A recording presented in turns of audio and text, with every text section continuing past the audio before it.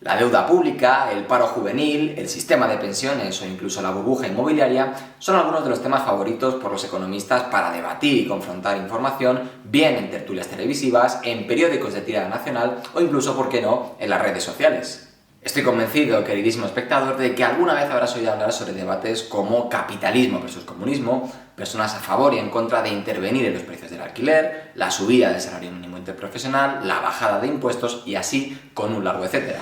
Pues bien, aprovechando que la economía está tan de moda, hablaré sobre todos estos temas y muchísimos más con un invitado más que especial. Tal y como él se autodefine, nuestro invitado de hoy es un grandísimo apasionado por la economía y seguramente si le conoces será por su aparición en el canal de YouTube Visual Economic, uno de los más exitosos en esta materia. Así que sin más dilación, yo soy Rubén, esto es Minuto 100 y hoy tenemos a Óscar García.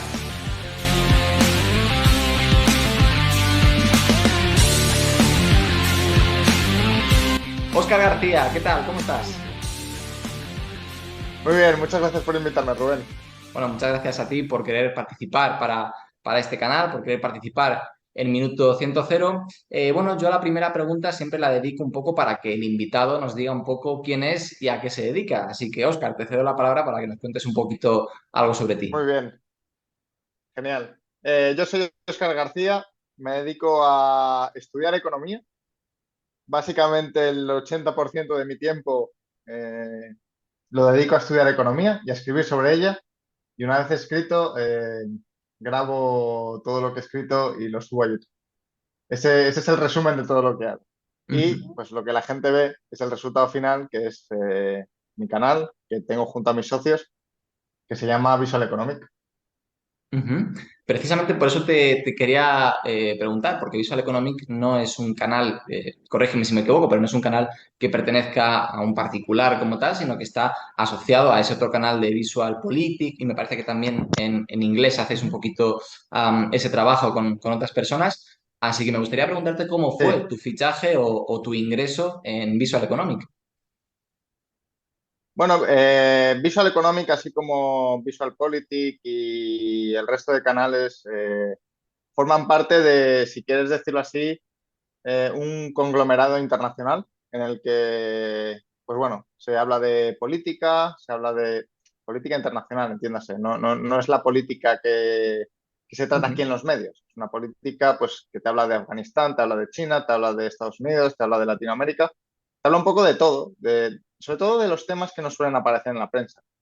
Ahora sí que es cierto que se está tratando mucho el tema de la guerra de Ucrania, eh, pero bueno, por lo general podríamos resumirlo así, como un conglomerado en varios idiomas, con en el que trabaja gente de muchísimos países, donde, pues bueno, eso se habla de política y yo formo parte de Visual Economic, que es, digamos, una parte de ese conglomerado, eh, y más que ser parte de VisualPolitik, es, bueno, pues la gente que hizo VisualPolitik, la gente que inició este conglomerado, digamos, Ujú.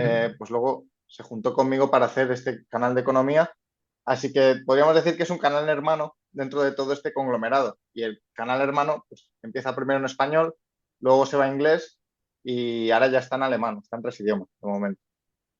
Muy bien, pues bueno, hablando un poquito sobre ti, antes de entrar en los temas que tenía pensado, eres licenciado Ujú, en economía, en la carrera de economía, ujú. así que bueno, yo lo primero Así es es. demostrarte mis respetos, porque precisamente ya ahora estoy pasando por ese, por ese trámite de estudiar la carrera de economía, así que alguien que ya ha hecho esos pasos, pues oye, todos mis respetos por mi lado.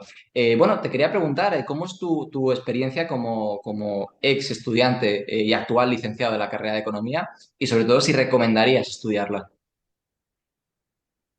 Bueno, yo creo que la carrera de economía me gustó. Fue la manera de empezar en un mundo que desconocía, más allá de las noticias, más allá de lo que creo un poco que sabe todo el mundo, ¿no? Ujú, Fue la forma de introducirme a un mundo que es bastante interesante, que es el de la ciencia económica, y pude introducirme en él gracias a pues, mis profesores. Tuve algunos mejores, otros peores, pero sin duda muchos de ellos lo hicieron bastante interesante. Yo creo que la universidad es precisamente eso, una forma de introducirte a un tema yendo acompañado de gente que ya sabe.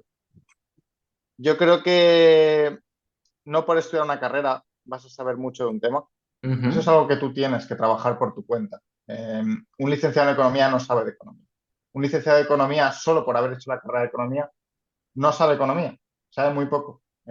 Probablemente aprenda, no voy a decir que aprenda mucho más por su cuenta, porque esto es algo que mucha gente dice y yo creo que no es verdad. Yo creo que si tú vas a la universidad y te aplicas, puedes aprender muchísimo y puedes aprender muchísimo, sobre todo cosas que por tu cuenta no aprenderías, porque cuando uno empieza a aprender por su cuenta economía, tiende mucho a investigar cosas que ya le interesan de por sí y sobre todo a mezclar política con economía, que hasta cierto punto son cosas diferentes. Es diferente entender eh, cómo se hace un estudio econométrico, por ejemplo, Ujú. a, pues, no sé, estudiar preferencias políticas.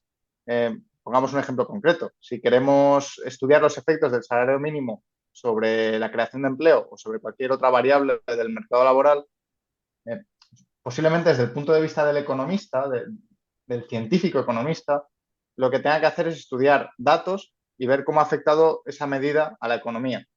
Eh, Sin embargo, si tú vas a aprender por tu cuenta, hay mucho peligro de que eh,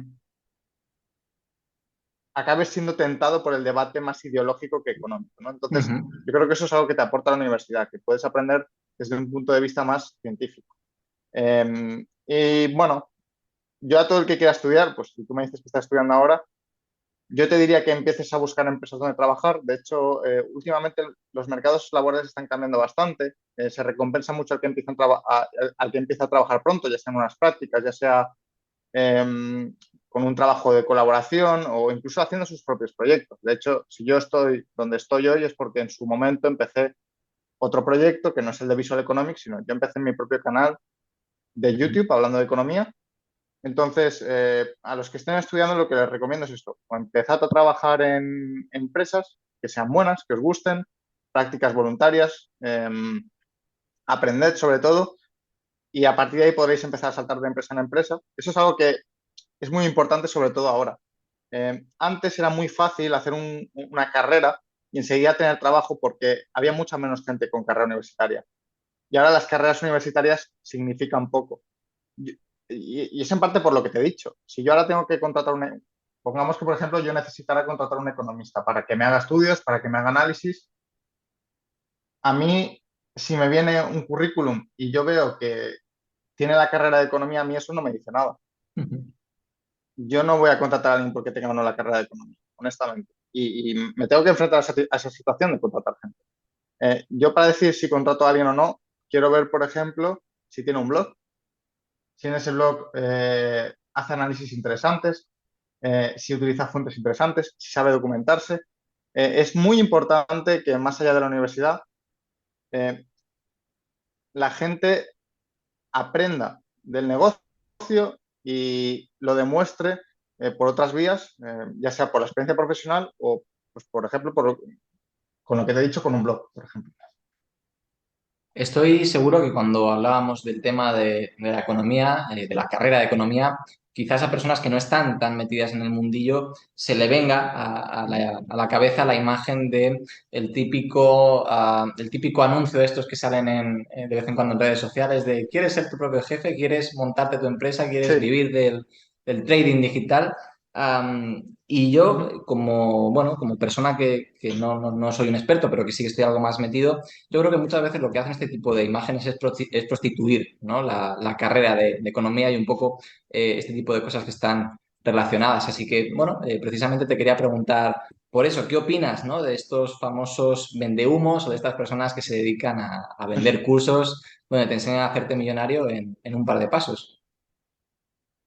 Sí, no, yo creo que sobre todo están prostituyendo la carrera de arte, más que la de economía, te También, diría. también, sí, sí. Pe- Pero esos me preocupan menos porque ya por lo general la gente les caza. Ya están bastante... se les ve el plumero. Y que no les ve el plumero, pues igual es que no se entera mucho del mundo en que vive, pero se les ve el plumero. A mí lo que me preocupa más, honestamente, es la gente que prostituye la carrera de economía y está en puestos importantes, por ejemplo, los políticos. Ujú. Que hablan siempre de economía, hablan de medidas políticas y se inventan todo lo que dicen. Entonces, eh, eso me preocupa más porque la gente piensa que la economía es política y no es política.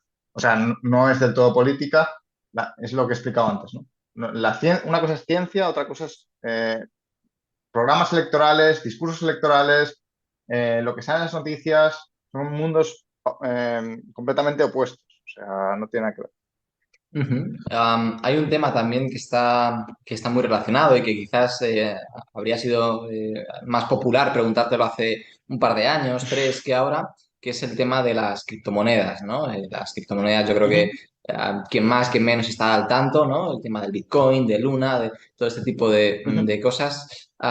Y bueno, evidentemente tiene sus defensores, tiene sus detractores, hay personas que piensan que es una muy buena alternativa para gestionar tu propio plan de pensiones o para tener unos ahorros, y hay personas que piensan que no van a ser absolutamente significativas Sí. dentro de unos cuantos años. Así que, bueno, un poco de manera genérica en relación a este tema, me gustaría preguntarte si crees que realmente las criptomonedas van a ser el futuro. A ver, yo hay algo que siempre digo, que es que los economistas no tenemos bolas de cristal. Hay algunos que creen que sí, pero yo por lo menos no soy uno de los que tiene bolas de cristal. Ujú. Honestamente, no lo sé. Lo veo complicado porque al final los gobiernos tienen mucho poder y sobre todo Bitcoin, pues al final siempre necesitas tener una interfaz de usuario, necesitas intermediarios para usar Bitcoin. Intermediarios que muchas veces pues el gobierno simplemente se puede cargar. Por esa parte, yo creo que si el gobierno quiere, puede acabar con cualquier proyecto cripto de alternativa a la moneda fiat actual.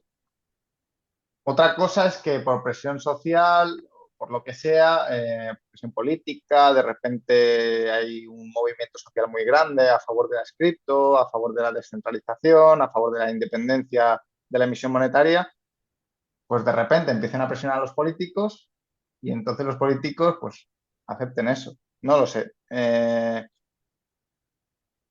Igual, de hecho, las criptos ni siquiera pretenden sustituir a la moneda fiat. O sea, hay mucha gente que cree que sí, pero igual la moneda cripto sirve para algunas cosas en concreto, como por ejemplo ser una reserva de valor y busca sustituir quizá en parte a la moneda tradicional o incluso al oro en ese aspecto de reserva de valor para tener tus ahorros, pero no para las transacciones diarias, por ejemplo. No lo sé. No te sabría dar una respuesta, la verdad. Bueno, está claro que es complejo, ¿no? Evidentemente, como tú dices, no Ujú. hay una bola de cristal, a pesar de que muchas personas intenten vender o hacer parecer que sí, pero por si acaso alguien no ha seguido un poco este razonamiento, ¿podrías explicar muy brevemente, cómo funciona una criptomoneda y qué le diferencia de cualquier otro tipo de activo o de plan de inversión? A ver, yo no soy ningún experto en la tecnología que hay detrás de las criptomonedas. Ha sido un tema que, más allá del aspecto monetario, que es más el aspecto económico, tampoco he dedicado mucho tiempo. Pero bueno, yo entiendo que la diferencia principal es que las criptomonedas eh, son activos, digamos, bueno, hay gente que no los considera activos, pero bueno, digamos que son activos que están descentralizados, que no dependen de un mandato único, no dependen de alguien que los controle, que son seguros porque requieren un proceso de validación bastante desarrollado. Entonces, bueno, pues para quien no tenga ninguna idea de esto, se podría decir que las criptomonedas, o al menos algunas de ellas, porque al final cada una es diferente, cada una tiene propósitos diferentes, pero por ejemplo Bitcoin lo que pretende es ser, digamos, como el oro, pero un oro virtual. Lo que pretende es ser un token virtual que la gente puede tener y que nadie se lo puede quitar y que no depende del gobierno. Muy bien, pues vamos ahora a algunos de los temas que habéis tratado en Visual Economics en vuestros vídeos y que creo que puede ser interesante que traigamos aquí. Hay uno de ellos que se hizo muy viral además en vuestro canal cuando lo publicasteis ya hace tiempo, creo que es de vuestros primeros vídeos, que es uno en el que hablabais Sí, del gran problema de la deuda en España, ¿no? Cómo llevamos sí. varios años acumulando deuda pública y cómo eso en algún momento Ujú, es inminente que vaya a estallar. Claro, de ese sí. vídeo que hicisteis en Visual Economic ya ha pasado un tiempo, han pasado unos meses, entonces, incluso no sé si algún año. Entonces, me gustaría preguntarte cómo ha evolucionado la situación, si crees que hoy en día se han llevado a cabo medidas que han conseguido paliar esta deuda o si Ujú. crees que, por el contrario, se ha incrementado. En ese vídeo lo que se explica es que el gasto público en España no es sostenible. El gasto público, al menos con la recaudación de impuestos que se mantiene. Eh, lo- en realidad es un vídeo en dos partes. La primera es ese vídeo y el segundo vídeo es sobre la sostenibilidad del euro, si el euro va a durar en el tiempo. Básicamente, para quien no haya visto esos dos vídeos, lo que se explica es España tiene un gasto público muy grande, mucho, que es muy superior a lo que ingresa. España tiene que endeudarse constantemente y lleva endeudándose quizá no mucho tiempo porque ha tenido algún año superávit o saldo primario positivo, pero básicamente España, pues bueno, es como, si lo llevamos a la economía familiar, es como alguien que está yendo al súper y está comprando la comida, el agua, la electricidad y todo lo que necesita a base de deuda. Ujú. Es como, bueno, pues el día que no te puedas endeudar porque estés inflado de deudas, pues un banco no te va a dar más dinero para que sigas comprando comida, agua y luz.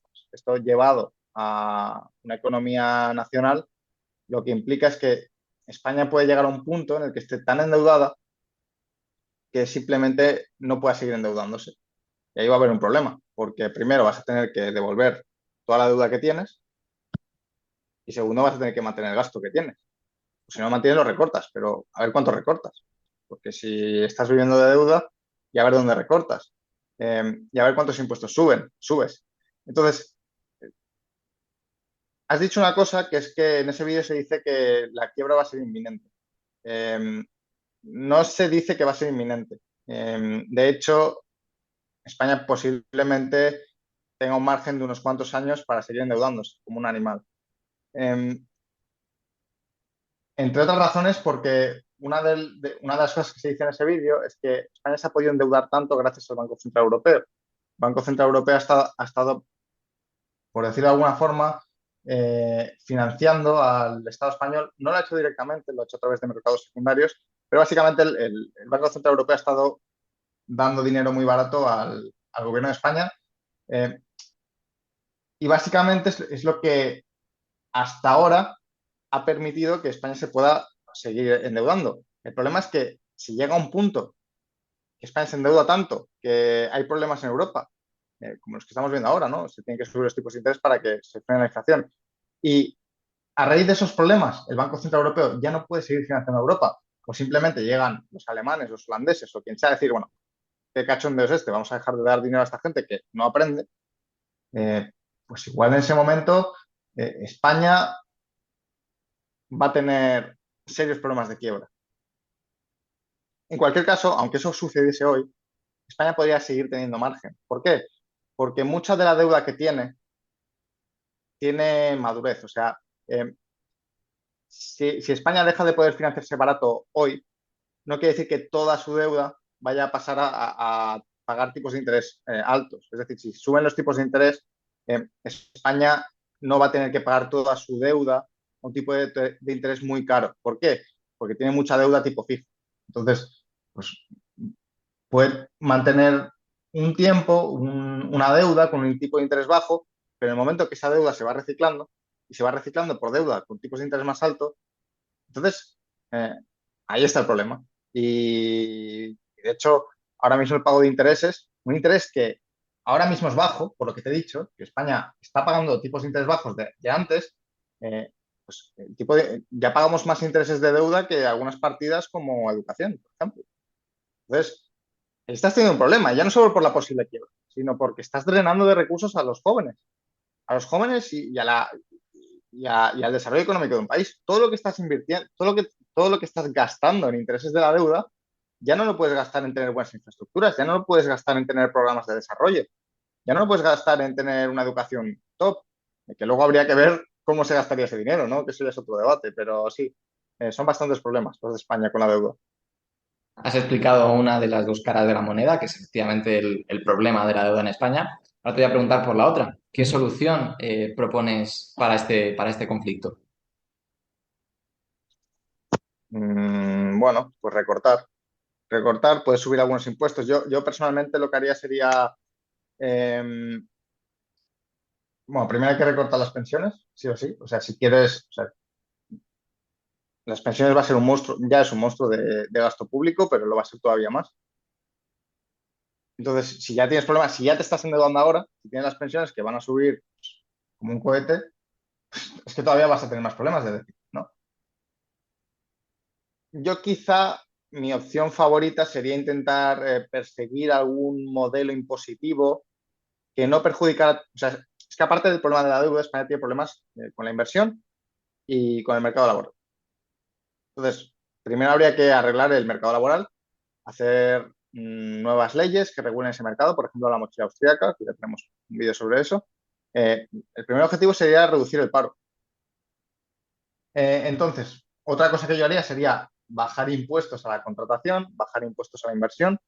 Por ejemplo, el impuesto de sociedades es un impuesto que es que determina mucho si algunas empresas invierten o no en tu país y que, sin embargo, recauda muy poco. El impuesto de sociedades apenas recauda un 2% del PIB. España gasta, pues estos últimos años ha llegado a gastar un 50% del PIB. O sea, el impuesto de sociedades, o sea, tú mañana quitas el impuesto de sociedades y prácticamente te vuelves un paraíso fiscal a ojos de muchos. Y básicamente sería un impuesto que podría traer muchísima inversión. Es un impuesto que, a su vez, aunque quitarlo podría ser potencialmente beneficioso, es un impuesto que no recauda tanto. Sin embargo, se mantiene ahí. Pues, o sea, tú imagínate que mañana un político coge y ya dice, no hay impuestos de sociedades. Claro, la gente se echa encima. ¿Cómo que las empresas no van a pagar tal? Yo quizá lo haría. Ya, punto personal y de opinión, ¿eh? Esto no quiere Sí, decir por que todos los supuesto. estudios demuestren que yo lo que digo. eh, yo lo que haría sería, por ejemplo, quitar el impuesto de sociedades, permitiría a las empresas reinvertir todo el dinero que ganan y luego quizás subiría impuestos a los dividendos. Eso es algo que hacen muchos países. O sea, mientras la empresa reinvierta, no tiene sentido. Al menos desde mi punto de vista, no tiene sentido poner impuestos. Porque nadie está ganando ese dinero. Nadie coge y se lo gasta en un yate, nadie coge y se lo gasta en irse a cenar. El dinero que gana una empresa, pues lo va a reinvertir. Lo va a usar para contratar a más trabajadores. Entonces, ponerle un impuesto a la empresa, desde mi punto de vista, no tiene sentido. Pon el impuesto a la gente que pues gana el dinero y se lo gaste. Y, o se compre un coche nuevo o lo que sea, ¿sabes? Pero España lo último que necesita ahora es perjudicar la inversión. España necesita empresas buenas. España necesita empresas que mañana salga un ingeniero de la universidad y le pueda contratar con un buen sueldo. Y el tema del impuesto, no quiere decir que si quitas el impuestos eso vaya a suceder directamente, tienes que hacer más reformas, garantizar la seguridad jurídica, pero el punto es ese. O sea, hay que fomentar la inversión, hay que arreglar el mercado laboral y luego ya en el sentido de arreglar el déficit, una vez tienes hecho todo eso, pues quizá puedes subir el IVA, puedes bajar los impuestos a la contratación para que aumente para que disminuya el desempleo. Se ha cambiado un poco la estructura lógica en la que funciona el país, ¿no? Y pues quizá por ahí, subiendo impuestos al consumo, es lo que hacen los países nórdicos. Subir impuestos al consumo, bajar impuestos a la contratación y a la inversión. Eh, em, y eso, junto a recortes de gasto en varias partidas, una de ellas las pensiones. También tocaría el tema de los empleados públicos, pero eso es un berenjenal en el que no me voy a meter. Pues quizá ahí con eso sí que podrías arreglar el déficit. Ahora que estaba respondiendo a esta pregunta, has mencionado otro tema de los que tenía pensado hablar contigo, que es el tema del sistema de pensiones, ¿no? Bueno, lo comentabas como un problema, como algo que va a suponer un gasto público, y precisamente en vuestro canal, de nuevo, de Visual Economics, tenéis un vídeo hablando de este tema, no tanto del sistema de pensiones, sino de una solución alternativa que es la mochila austriaca. Por si acaso alguien Uh -huh. no conociera este sistema, me gustaría preguntarte qué es la mochila austriaca y si crees que puede ser la solución al sistema de pensiones. Bueno, no es la solución al sistema de pensiones porque, a ver, cuando a ti te despiden en España, si tienes un contrato fijo y en el momento en que te vas a la calle, la empresa te tiene que pagar una indemnización por despedir. Ujú. Ahora bien, eso es solo cuando te despiden. Si tú dimites, si tú te jubilas, no cobras nada. Entonces, la mochila austríaca, claro, el problema de que el despido sea muy caro es que, bueno, suceden varias cosas.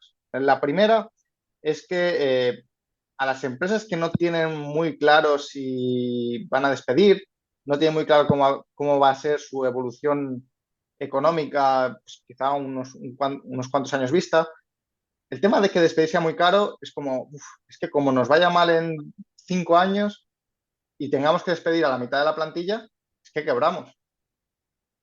Claro, si por despido tienes que pagar 20, 30 mil euros a cada trabajador, Ujú. en el momento en que vienen mal dadas, tienes que despedir a media plantilla para sobrevivir. Y no porque les tengas que despedir, porque sí, igual les tienes que despedir porque es que igual, te pongo un ejemplo, en la crisis de 2008, cuantísimas empresas de reformas, empresas de construcción, dejaron de tener trabajo porque ya no se construía. Igual esas empresas hubiesen podido seguir con un cuarto de la plantilla, con la mitad de la plantilla. ¿Qué pasa? Tuvieron que despedir a la otra mitad y el coste se disparaba, quiebras la empresa. Tal cual, te la cargas. Eso, bueno, o otros ejemplos que también pueden ser perjudiciales. Por ejemplo, tú eres joven, entras en una empresa, curras que te cagas, eres el mejor. O sea, eres incluso, pues, por decirte una cifra, 15% más productivo que una persona que es una persona que lleva ahí currando 30 años, que ya está cansada del trabajo, que no se va a otra empresa que le guste más y donde sería más productivo, porque es que, claro, perdería la indemnización, está ahí, que incluso boicotea a la empresa porque le cae mal el jefe y no le echan porque es que igual despedirle cuesta 50.000 pavos. Claro, estás tú que eres el joven y productivo y está el otro pues que está cansado, que encima el tema de la indemnización eh, pues, le hace estar en un sitio donde no quiere y tal. Eh, pues imagínate de nuevo que vienen mal dadas y la empresa tiene que despedir. ¿A quién despide? Al que le cuesta 50.000 pavos y es así un poco vaguillo y tal, pero bueno, mira, al menos está ahí, lleva muchos años en la empresa, no sé qué, o despide al joven que prácticamente le va a costar 10 veces menos despedirle, aunque sea productivo, pues ya le volverá a contratar cuando vayan las cosas mejor. ¿A quién despide? Joven. Eh, Otro problema del despido caro. Muchas empresas contratan temporalmente. Ahora menos porque está el tema este de los fijos discontinuos, la reciente reforma laboral. Seguimos teniendo tasa de paro alta, seguimos teniendo tasa de temporalidad elevada. En España lo que se ha hecho mucho históricamente es que como el despido era tan caro, se contrataba temporalmente. Te hago un contrato de, pues no sé, unos meses, luego te hago otro, te hago otro, te hago otro. Cuando ya no te puedo hacer más, te echo a la calle y contrato a otra persona. Eso generaba una sensación de inseguridad que perjudicaba a las dos partes, tanto a empresa como a trabajador. ¿Al trabajador por qué? Pues porque la empresa, como, bueno, lo evidente, no tienes contrato fijo, no sabes si comprarte una casa, no sabes si hacer inversiones, no sabes dónde vas a vivir, vives inseguro, no tienes hijos, todo eso. A la empresa también le perjudica. No puede invertir en el trabajador porque no sabe si se le va a ir, no sabe si le va a poder mantener, no le forma bien. Luego el trabajador, como tampoco tiene incentivos a largo plazo, pues no curra todo lo que curraría si ya tuviese un plan de quedarse en la empresa, eso perjudica a todo. Y eso es consecuencia de, y esto está demostrado, o sea, hay estudios que lo encuentran. Eh, entonces, ¿cómo se podría solucionar todo esto? La gente que dice, fuera indemnización por despido. Esto sería bastante polémico porque se consideraría que sería una desprotección para los trabajadores, porque fíjate que lo que en principio es una protección para los trabajadores, que es la indemnización por despido, tiene sus problemas, y tiene problemas grandes que incluso les llevan a estar desprotegidos. Eh, Sin embargo, se puede aplicar otra protección que no sea indemnización por despido, que es la mochila austríaca. La mochila austríaca, en vez de pagar a la gente cuando se les despide, eh, se le paga por defecto cada mes un poco y se le guarda pues en una cuenta de ahorro, en un fondo de inversión, en lo que decía el trabajador, como si se lo guarda en la cuenta del banco. Entonces, cuando el trabajador, ya sea por despedido ya sea por jubilado, ya sea porque dimite y quiere ir a otra empresa donde le van a tratar mejor y donde va a estar más a gusto, ese empleado se va de la empresa y tiene derecho a la mochila austríaca, al ahorro ese que en vez de pagar cuando le ha despedido, se le ha pagado durante toda su vida laboral y se le ha guardado en esa mochila. Entonces, ese problema elimina todos los problemas, o sea, esta solución, esta mochila austríaca elimina todos los problemas de los que hemos hablado y el contrato siempre es fijo desde el principio. Entonces, eso sería la mochila austríaca, básicamente. Muy bien, quería relacionar esto con una pregunta un poco más genérica y que igual te pido que hagas un ejercicio tal vez un tanto complejo, espero que no demasiado, porque hemos mencionado a lo largo de esta charla un montón de problemas, un montón de situaciones que, bueno, pues que comprometen un poco la situación económica de España, pero si tuvieras que seleccionar esto a modo de simplemente de juego casi, ¿no? Si tuvieras que seleccionar quizás el problema más grave actualmente en cuanto a la economía española, ¿cuál crees que sería? Porque ahora tenemos el paro en las personas jóvenes, tenemos la inflación, deuda, mencionabas el tema del sistema de pensiones. Entonces, si tuvieras que quedarte con el problema que para ti es más grave y que necesita una solución cuanto antes, ¿cuál sería? Mm. Eh, Diría que el problema de la deuda, el problema de la deuda, pero al final porque es un problema que es la consecuencia de todos los demás. Entonces Ujú. te diría que ese problema. Para solucionarlo tienes que solucionar todos los demás. Entonces, pues sí. Es más que el problema es la consecuencia, pero bueno, sí. Ujú. Muy bien, bueno, pues con esto pasamos a el último tema de este bloque relacionado con vídeos de Visual Economics que tenía preparado, que es el tema de la burbuja inmobiliaria. Lo habéis tratado Ujú. en un vídeo. Bueno, claro, todos en España tenemos yo creo que un trauma enorme, ¿no? Con lo que supone la burbuja inmobiliaria por aquello del 2008 y lo que sucedió. A mí me pilla muy joven, pero bueno, entiendo que a personas más de otra generación mayor a la mía, pues lo tendrán mucho más reciente que yo. Entonces, bueno, quería preguntarte qué crees que va a suceder con el tema de la burbuja inmobiliaria y si crees que realmente va a explotar otra burbuja inmobiliaria en nuestro país similar a la del 2008. Hay indicios de burbuja inmobiliaria, pero no en España. De hecho, España está bastante bien en ese sentido. Según los indicios que hay, luego puede pasar cualquier cosa. Ujú. Eh, Donde sí que hay una burbuja inmobiliaria preocupante es en países como Alemania, Países Bajos, Estados Unidos, un poco Canadá, pero no es nada tan grave ni tan preocupante, ni siquiera remotamente similar a lo que pasó en 2008. De hecho, eh, es cierto que en 2008 tuvimos una burbuja inmobiliaria, pero quizá el problema más grande fue la burbuja financiera. Al final, si tú tienes una burbuja inmobiliaria, que es, básicamente quiere decir que los precios están hinchados, pues la pinchas, baja el precio de la vivienda, y si luego otros sectores, como el sector financiero, no está muy expuesto a esta burbuja inmobiliaria, la cosa no tiene por qué ir a mayores. Y de hecho, no es un problema tan grande porque, primero, los bancos no están tan expuestos como lo estaban en 2008. Segundo, a pesar de que recientemente hayamos escuchado noticias de que los bancos están muy mal, los bancos que están mal son bancos chiquititos, muy concretos, como el Silicon Valley Bank, como First Republic.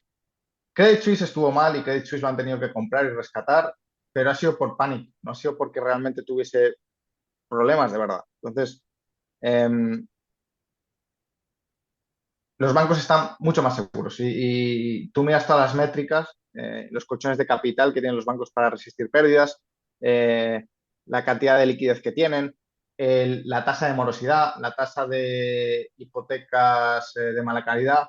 Miras todo eso está muchísimo mejor que en el año 2008. Entonces, ¿una nueva burbuja inmobiliaria? Bueno, sí, todo apunta a que la hay en estos países. Eh, Probablemente bajen los precios, pues si los datos apuntan bien, entre un 15 y un 20% en estos países, pero eso en principio no se va a trasladar a mayores. Bueno, pues Óscar, pasamos al bloque final de la entrevista, que es un bloque, bueno, es posible que sea algo más polémico que lo que hemos hablado, aunque lo que hemos Bueno, hablado también también tiene su polémica, ¿no? Sobre todo por Twitter habrá quien no esté de acuerdo. Así que bueno, en este bloque me gustaría traerte un debate que quizás Ajá, ha cobrado más relevancia en los últimos años. Parecía que ya estaba superado, parecía que no había nada más que decir sobre este debate, pero bueno, últimamente, bueno, pues una serie de personas con cierta relevancia en las redes sociales han conseguido que se ponga más ajá. en boga. Es el debate de comunismo o capitalismo, ¿no? Comunismo o Ah, liberalismo. ah. Ujú. Bueno, a mí me parece que es un tema interesante, a pesar de que yo me imagino cuál va a ser tu respuesta por lo que te conozco. Pero me gustaría, claro, como lanzarlo hacia el aire, podría llevarnos otros dos podcasts y medio para tratarlo en profundidad. Sí, Me gustaría lanzarte algunas preguntas orientativas para que puedas un poco guiar tu respuesta. En primer vale. lugar, creo que tú te identificas más con una posición liberal en cuanto al económico. Quien conozca un poco tu perfil en Twitter y tus opiniones, bueno, pues yo creo que vas un poco en esa línea. Así que me gustaría preguntarte cuál crees que es el principal error del comunismo, ¿no? O sea, si tuvieras que señalar algún error más de concepto, ¿no? La manera en la que conciben la propiedad privada, la manera en la que, o cualquier otro tipo de problema, ¿cuál crees que es el principal y por qué crees que no podría ser viable un modelo comunista en cuanto al sistema de producción en nuestro país a día de hoy? De los intentos de socialismo que hemos visto, yo creo que el principal problema que ha habido es que no se puede pretender planificar una economía en el sentido de que, primero, que pongas a gente muy experta, pretender entender qué es lo que necesita la gente, pretender entender hacia dónde se deben dirigir los recursos de investigación, hacia dónde se debe destinar el capital para ser más productivo y, en general, intentar dirigir todo desde, desde un comité de burócratas o políticos, lo veo una tarea imposible, al menos imposible si lo que quieres es crecer económicamente al nivel de los países capitalistas. Y de hecho muchas veces ha sido catastrófico. Por ejemplo, en la China de Mao Zedong, Mao se propuso unos planes de producción, por ejemplo, que fueron enormes. Mao quiso tener una industria súper avanzada, Mao quiso tener una producción industrial muy voluminosa, de mucha cantidad. Básicamente lo que le pasó es que no tuvo ni siquiera materias primas para conseguirlo. Entonces, acabó fundiendo herramientas de granjeros, acabó incluso destruyendo casas para conseguir acero, y luego ese acero puso a trabajar en fundición a gente que no sabía de fundición. Luego ese acero que producían era de muy mala calidad.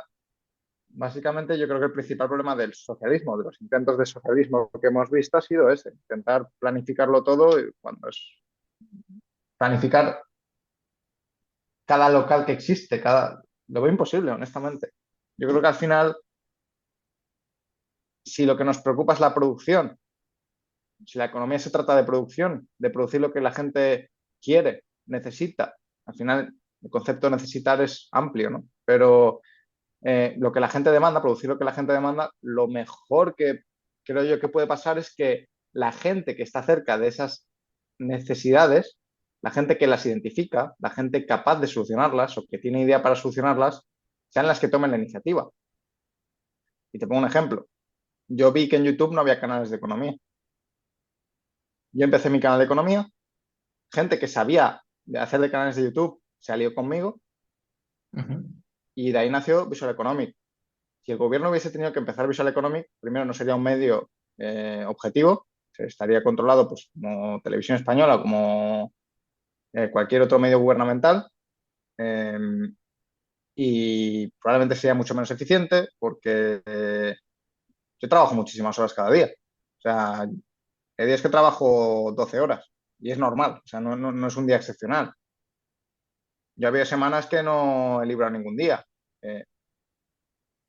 sea, porque al final es mi proyecto. Entonces, todas las ganas que le meto, todos los incentivos que tengo a que vaya bien, Probablemente si lo llevas un gobernante no sería tan así. Entonces, yo creo que está bien que la gente de forma individual haga lo mejor que puede salir de ella, porque al final cada uno somos capaces, somos los que mejor podemos identificar dónde vamos a ser mejores, qué problemas podemos solventar y sobre todo en los mercados otra cosa que es importante es selección natural, la destrucción creativa que se llama. Si yo monto una empresa y esa empresa no es capaz de producir cosas que la gente quiere o las produzco pero las hago mal, las hago lento, las hago de forma costosa sin aprovechar los recursos. Si yo cojo y me pongo a fabricar sillas, pero para fabricar una silla tengo que hacer 4 y tengo que destruir 3 porque ninguna me ha salido bien, solo me ha salido bien la última, el coste de hacer esas sillas era enorme. Habré desperdiciado muchos recursos que la sociedad podría haber empleado en otras cosas. Pues bueno, seguramente haya otro que sea un carpintero muy bueno, que sea mucho mejor que yo, que hará esa silla utilizando la madera justa. Aprovechará bien los recursos, tendrá menos costes, podrá vender más barato, él sobrevivirá, yo no, y yo tendré que dedicarme a otra cosa. Eso es otra cosa que en los sistemas socialistas que hemos visto, pues ha sido difícil conseguir y hay ejemplos concretos. Hay ejemplos de fábricas de clavos donde los trabajadores cobraban por incentivos, a más clavos hacías, más cobrabas, y los trabajadores en estas fábricas lo que hacían era producir muchísimos clavos, los producían mal, luego no funcionaban, cobraban sus primas. El jefe estaba compinchado porque también cobraba según productividad y la fábrica hacía clavos malísimos, bajo órdenes de gobierno. Los jefes tampoco tienen muchos incentivos a que eso se solucione. Hay muchísimas cadenas de mando que, como el teléfono es cacharrado, se comunican mal. Eso es algo que también pasa en las empresas públicas de Latinoamérica, por ejemplo, de las petroleras, por ejemplo, bueno, petroleras, las de la industria energética. Lo digo porque hacen más cosas que petróleo. Ujú. Mm, se pone a gente a dirigir esas empresas que no son válidas, que están ahí por amiguismo. Falta de incentivos, falta de comunicación entre los mandos de las propias empresas. Esto es lo que en economía se llama problemas de agencia. Riesgo moral, básicamente. Y sí, yo creo que esos serían los grandes problemas por los que el socialismo ha fracasado, y no solo el socialismo, sino empresas públicas. Yo lo siento, pero tengo que hacer un poco de abogado del diablo ahora para incentivarte a que nos des Sí, más sí. argumentos. Y hay uno de los Ajá. argumentos que dicen las personas bueno, que defienden la postura socialista y este sistema de producción, y es que muchas veces el capitalismo tiende a centrar su foco de atención sobre el individuo, ¿no? Y dicen que esa atención que se centra sobre el individuo hace que se pierda la percepción de la realidad colectiva, ¿no? Entonces, claro, ¿cuál es el resultado? Pues el resultado es que se quiere obtener el máximo beneficio al menor coste posible. Y eso nos lleva a que muchas veces, bueno, pues sea inevitable que las grandes multinacionales, como dicen algunos, terminen explotando el capital humano y terminen haciendo, bueno, pues grandes explotaciones laborales. Entonces, el resultado de esto es que al final la gran parte, la gran mayoría de la riqueza se distribuye en manos de unos pocos, de una gran minoría, ¿no? ¿Qué opinas sobre este argumento? ¿Crees que es cierto? ¿Crees que realmente la riqueza está distribuida en pocas manos? Y sobre todo, ¿crees que esto se podría solucionar desde una postura socialista? Hombre, si lo que quieres es que todo el mundo sea pobre, sí, lo puedes solucionar. Puedes tener, como en Cuba, gente que no tiene para comer. Y, o sea, esto va a parecer una cosa que digo yo por partidismo, pero yo invito a la gente que esté viendo este vídeo que busque gente que es bloguera, que hace vídeos en Cuba, que los sube a internet y que Ujú. mire cómo viven. Si lo que quieres es hacer eso, perfecto, pruébalo, no pasa nada. Evidentemente, pues quizá ahí sí se solucionaría la pobreza. También te digo, los caciques políticos en los regímenes socialistas, no sé ya hasta qué punto serán mucho más ricos que la sociedad de a pie. En cualquier caso, sobre capitalismo, mm, por una parte, hay varias formas de medir la desigualdad. A nivel mundial, no es cierto que cada vez haya más riqueza en menos manos. O sea, de hecho, la desigualdad ha ido decreciendo a nivel global muchísimo, especialmente con la emergencia económica de países como China o como la India o otras regiones que hace 50 años eran súper pobres. De todas formas, sí que es cierto que a nivel países desarrollados en concreto, sí que se ha visto en muchos de ellos que crece la desigualdad. Yo creo que la desigualdad crece, entre otras cosas, porque los seres humanos somos muy desiguales. Eh, hay una... y es algo que quizá muchos habremos vivido en empresas o en grupos en clase, por ejemplo, en la universidad o instituto. Ujú. Probablemente, si tú comparas el rendimiento de el 1% más capaz en una clase, es muchísimas veces más alto que el 30% menos capaz. Cuando digo menos capaz no quiero decir con menos capacidades, quiero, quiero decir que gente que no es suficientemente buena estudiando, por ejemplo. Y de Ujú. hecho, eh, la prueba de que no requiere capacidad es porque yo he sido muy bueno estudiando algunas cosas, en la universidad, por ejemplo, y he sido muy malo estudiando otras, cuando no me ha interesado. Eso también depende de cada persona. Yo creo que por lo general los mercados suelen recompensar bastante bien la capacidad y el mérito de las personas. Eso no quiere decir que todo el mundo tenga las mismas capacidades, las mismas oportunidades. De hecho, si naces en una familia pobre, tienes bastantes oportunidades de salir adelante porque en países europeos, en países desarrollados, existe mucho acceso a la universidad, mucho acceso a la educación, pero sí que vas a seguir teniendo diferencias con otras personas, por ejemplo, en ámbitos relacionales. Si tu padre tiene una empresa muy grande y tiene muchos amigos, probablemente tú vas a poder relacionarte muy bien. De todas formas, y quiero justificarte lo que te digo, o sea, en el tema de la desigualdad, quiero justificarte que te digo que creo que mucha parte de la desigualdad nace en las diferencias personales, en que el aumento de la desigualdad en los países desarrollados empieza en los años 80, más o menos.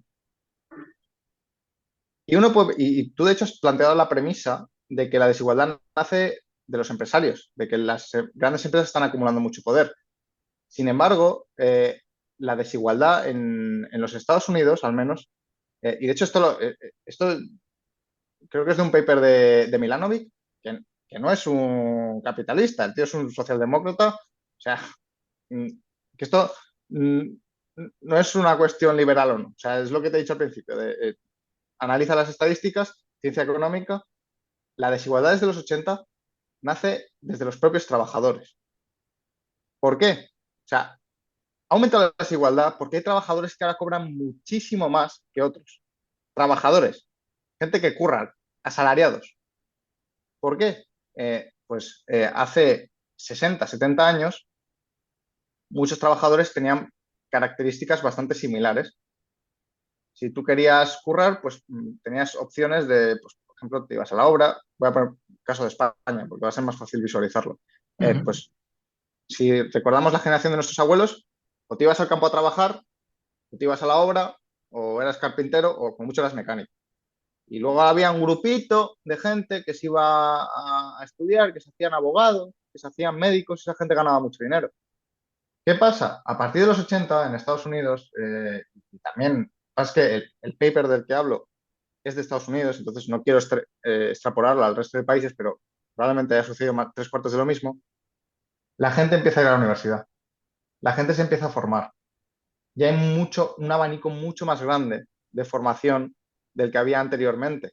Ahora un ingeniero o un médico en Estados Unidos puede estar cobrando $500,000 de dólares anualmente y no es raro. Que un médico cobre 300,000, 500,000 dólares anuales no es raro. Entonces, buena parte de la desigualdad, y de hecho prácticamente toda, viene por ahí, no viene por las empresas. Ahora bien, esto tiene una vinculación con las empresas. Eh, no es el origen, pero tiene una vinculación.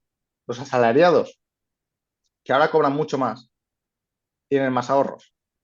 ¿Qué hacen con esos ahorros? Pues debido a la cultura de Estados Unidos y de países anglosajones, sobre todo, aquí en España esa cultura no existe o es muy reducida, invierten en bolsa. Otra buena parte de la desigualdad viene de los ahorros. ¿De qué hace la gente con los ahorros? Si estos trabajadores más cualificados, médicos, abogados, ingenieros, que ahora trabajan en empresas súper top en Apple, en Microsoft, en Google, cogen sus ahorros y los invierten, empiezan a obtener unas rentas que son muy elevadas, porque invertir en bolsa a largo plazo y de forma diversificada es súper rentable. Entonces, los asalariados ahora obtienen unas rentas del capital muy elevadas y cuando tú miras el porcentaje de los más ricos en Estados Unidos, cada vez hay muchos más asalariados que invierten en bolsa y obtienen rentas de capital. Y digo en bolsa y digo en inmobiliario, digo también otras inversiones. Entonces, yo no atribuiría la culpa de la desigualdad a las grandes empresas. Y para justificar el argumento que yo decía, o sea, está esta parte del asalariado que gracias no sus méritos, porque además es una palabra que no me gusta porque está muy prostituida, pero gracias a sus características, a su desarrollo profesional, Ujú. pues están obteniendo rentas muy altas. No es una mano negra ahí que tal, que promueve la desigualdad. Pero aparte de esto, ya yendo más al ámbito empresarial, hay otro estudio muy interesante, este creo que no es de Milanovic, no, de hecho creo que sí que es de Milanovic. Eh, bueno, hay varios papers sobre el tema, de hecho, pero tengo uno en mente. Eh, no, lo de Milanovic es lo de la homoplutia, de que los trabajadores cada vez tienen más rentas del capital y por eso Ujú. también aumenta la desigualdad. El otro paper del que quiero comentarte habla sobre empresas. Cuando tú miras las empresas, las más ricas, o sea, las más ricas o las que ganan más dinero, y no solo esas, sino miras más, hay una cosa que puedes hacer para saber hasta qué punto el dueño gana a base de explotar dinero, a base de explotar a trabajadores. Si en una empresa de estas el dueño muere o el dueño deja la empresa, pues porque se jubila, por ejemplo, pasa Ujú. algo muy interesante. Los beneficios de media se reducen creo que era entre un 79 y un 82%. Me baila un poco la cifra, pero andaba por ahí. Hay un vídeo sobre eso. Eh, claro, cuando una empresa, o sea, si yo mañana me muero, Visual Economic deja de subir vídeos, porque no hay gente que haga los guiones, no hay gente que lo coordine. Yo escribo la mayoría de guiones de Visual Economic. Ujú. Si en una empresa que gana dinero el dueño se muere, pierdes poder relacional, o sea, porque el dueño ha construido muchas relaciones a medida que ha ido avanzando la empresa. Pierdes know-how, pierdes la toma de decisiones, pierdes la organización, pierdes muchísimas cosas. Una cosa que puedes hacer es reemplazarle. Coges y contratas a otra persona que esté muy formada, pero tienes que pagar un salario a esa persona. Entonces la empresa pierde beneficios. Al final, lo que demuestra ese paper es que muy buena parte del dinero que ganan las empresas en términos de beneficios es porque el dueño curra y porque el capitalista no es tanto un explotador. O sea, obtiene rentas adicionales, pues, por ejemplo, por el capital que aporta, pero que no siempre tienes por qué aportar capital en términos de dinero como empresario. Pero lo que demuestra ese paper es que el tema de la explotación, pues muchas veces hay que cogerlo con pinzas. Y esto no quiere decir que no haya casos concretos en los que el empresario sea un sátrapa o lo que sea, pero en términos generales, eh, yo lo que creo es que quien gana dinero lo gana porque hace, aporta a la sociedad y esa aportación se recompensa. Pues ya lo último que te quería preguntar con relación a este tema, es un poco adentrarnos dentro de la postura más liberalista, más cercana al Ujú, capitalismo del que hablabas, porque muchas veces sucede que una ujú. persona que comienza siendo un liberal clásico termina acercándose a posturas más minarquistas, a posturas anarcocapitalistas, que lo que, bueno, tienden es a acabar un poco con el poder público, con el poder estatal y a centrar todo el Ujú, poder y toda la preponderancia en el sector privado. Entonces, me gustaría preguntarte, ujú. bueno, en primer lugar, que nos expliques, por si acaso alguien no lo conoce, qué es el minarquismo de manera muy breve, a grosso modo, y si crees que una solución como esta podría tener algún tipo de relevancia en España. Mm. A ver, yo antes de nada quiero dejar que yo no me defino políticamente como liberal ni libertario. De hecho, no me gustan las etiquetas por lo general porque me parecen reduccionismos Ujú. del pensamiento de una persona y del conocimiento económico, político y de todo. A partir de ahí, sí que es cierto que yo muchas veces defiendo posturas que los liberales o los que se autollaman liberales también defienden, pero yo cuando defiendo posturas o desde mi opinión no las defiendo porque sean más o menos capitalistas. O sea, yo te puedo defender algo que hace el Estado. O sea, puedo decir que, no sé, que el programa de Yozma de Israel para desarrollar su industria fue la caña, fue un programa público. Entonces, quizá yo no soy el más indicado para hablar sobre liberalismo ni minarquismo, pero bueno, ya que preguntas, yo entiendo que el minarquismo es la reducción al Estado a su mínima expresión. Entiendo que es un modelo en el que el Estado se limita a garantizar la seguridad jurídica, a garantizar los derechos de propiedad privada, a garantizar la seguridad de las personas y a proteger el pacto de no agresión y poco más, incluso a defenderse del extranjero. De tener un ejército, tener una policía, tener unos juzgados, incluso, por ejemplo, Hayek defendía que el Estado debía mantener una red de seguridad pública y con seguridad no me refiero a seguridad de policía, me refiero a seguridad de, pues, mañana te quedas inválido, que el Estado te acoja, te dé dinero, claro, si no puedes trabajar, pues alguien te tendrá que mantener, ¿no? Pues quizá eso sería un Estado minarquista. ¿Y qué opinas, por ejemplo, de pensadores como Javier Milei, que están cercanos a esta postura? ¿Crees que aporta una solución válida para, a grosso modo, esto simplemente de manera genérica? Mm. ¿Estás a favor de los pensamientos de Javier Milei? ¿Te parece un buen economista? A ver, yo es que Javier Milei es quizá un poco lo que hemos hablado antes, ¿no? De ser economista por título. Javier Milei no se dedica a la investigación económica ni a la ciencia económica. En todo caso, te diría que es más un político que otra cosa ahora mismo. Ujú. Sobre el pensamiento de Javier Milei, esto no lo digo para faltar a Javier Milei, ¿eh? Lo digo para que la gente tenga claro la diferencia entre política, entre filosofía política o pensamiento y luego lo que es la economía, de verdad. Entonces, Javier Milei no es economista porque no hace economía, no hace ciencia económica. Quizá podríamos decir que es un pensador y que es un político. Ahí ya depende.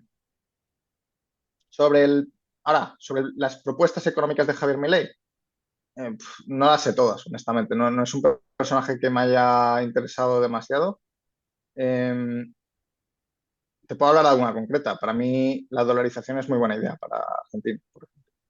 Yo no creo Ujú. que, eh, yo no creo que a Argentina lo que más le convenga sea tener su propia moneda, vistos los gobernantes que tiene. Entonces, si se propone dolarización para Argentina, que de hecho en Argentina la gente ya usa dólares, por lo general, quizá ahora menos, porque con la subida de tipos igual hay un poco de escasez de dólares, eh, pero yo creo que Argentina, pues, igual que Ecuador, igual que Venezuela, son economías que necesitan una moneda estable para poder salir adelante. Si no, lo veo muy difícil. Si tú no tienes una moneda adelante, pierdes el principal transmisor de información económica que existe, que son los precios, que son los tipos de interés. O sea, si tú tienes una moneda que baila constantemente, es que eh, pídele a una empresa que se vaya a invertir a Argentina, que ni siquiera puede sacar dólares como quiere, ni meterlos, bueno, meterlos sí, porque al final lo que falta son dólares, lo que quiere el gobierno son dólares, pero si yo tengo una empresa y quiero invertir en algún lado, el último sitio donde voy a invertir, bueno, no el último porque antes, pero bueno, no invertiría en Argentina, por ejemplo. Igual me expropian, igual, bueno, eso ya sería problemas de seguridad jurídica, pero igual la moneda que invierto no vale nada, igual luego todo el dinero ahorrado que tengo no lo puedo sacar. Eh, Ujú. Necesitas una moneda fuerte. Muy bien, pues Óscar, última sección de esta entrevista es un minuto de reloj. Esta sección se la hago a todos los invitados y se llama Preguntas en un minuto. Es Ah, una bueno. sección donde yo tengo una lista interminable de preguntas, pero solo hay un minuto para contestarlas. Entonces, hago una especie de Vale, vale. ranking entre todos los invitados para ver quién contesta más y quién contesta menos. De momento, el top uno me parece que lo tiene Juanma González con 21 preguntas y en la última posición está David Suárez, el humorista, con 13 preguntas. Así que nada, Ok. son preguntas sobre tus gustos, ¿eh? O sea, no es nada que haya que pensar mucho. Si Ah, vale, alguna vale, vale, por, vale. si alguna por lo que sea no quieres contestarla, dices paso y seguimos a la siguiente, ¿vale? Vale, vale, vale, Así vale. que, bueno, pues Perfecto. pongo el crono y preparado, listo, ya, nombre completo, Óscar García López, fecha de nacimiento, 17 de abril, lugar de nacimiento, Menorca, tu comida favorita,